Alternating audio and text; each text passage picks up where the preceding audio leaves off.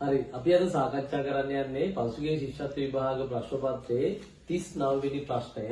මේ 39 වෙනි ප්‍රශ්නේ තියෙනවා ඔයාලට P කියලා භාජනයක්. මේ P කියන භාජනයේ තියෙන කැටියක් කියලා තියෙන්නේ. දැන් අපි ගමු මේක වලල්ලක් කියලා. මම ඒක ඇඳලා තියෙන වෙනස් විදියකට.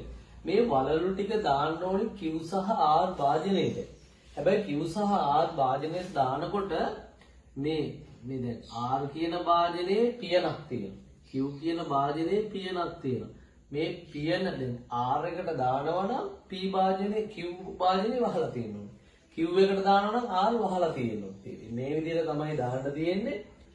ඉතින් හැබැයි ඒකේ කියනවා දාන්න ඕනේ ක්‍රමයක් තියෙනවා. මේ R භාජනයේට එන්න ඕනේ මෙන්න ලොකුම එක, ඊට වඩා අඩු එක, ඊට වඩා අඩු එක, ඊට වඩා අඩු එක. මෙන්න මේ විදිහට තමයි මේක දාන්න ඕනේ. දැන් අපෙන් අහනවා මෙන්න මේ ආකාරයට දාන්න මේ භාජන දෙකේ පියන අවමය කීපාරක් අරින්න ඕනද කියලා. ඔක තමයි අපෙන් අහන ප්‍රශ්නේ. ඉතින් අපි බලමු.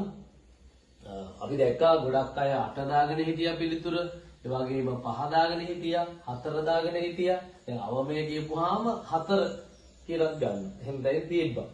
එතකොට අපි කොහොමද බලන්නේ ඉස්සෙල්ලාම? දැන් මෙන්න මෙතන තියෙන A කියන ඉහළම කෙනා ඉන්නවා කියන්නේ ඔන්න එයා Q භාජනයේ පියන ඇරලා ඔන්න මෙතෙන්ද දානවා. එතකොට දැන් මෙයා ඊට පස්සේ ආයේ වහනවා.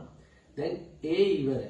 ඊට පස්සේ B කියන කෙනා මෙන්න මේකට දානවා. දැන් හරියනේ යටටම එන්න ඕනේ විශාල මේක.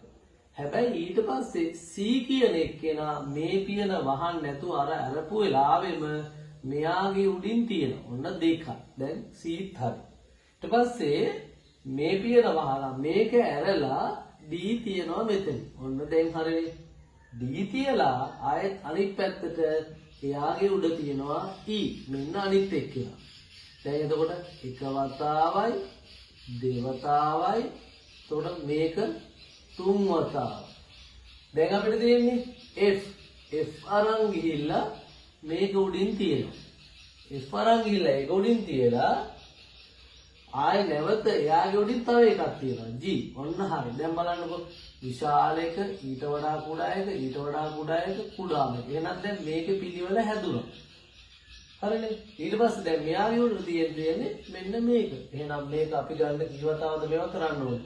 මූඩි අරින්න ඕනේ. 1යි 2යි 3යි මේ දෙන්න එකවර තියෙනවා 4යි මේකයි 5යි. එහෙනම් පිළිතුර කීයද? 5. ඉතින් මේ වගේ ඉතුරු ගැටලු ටිකක් මම ඉස්සරහට හදලා දාන්නම්.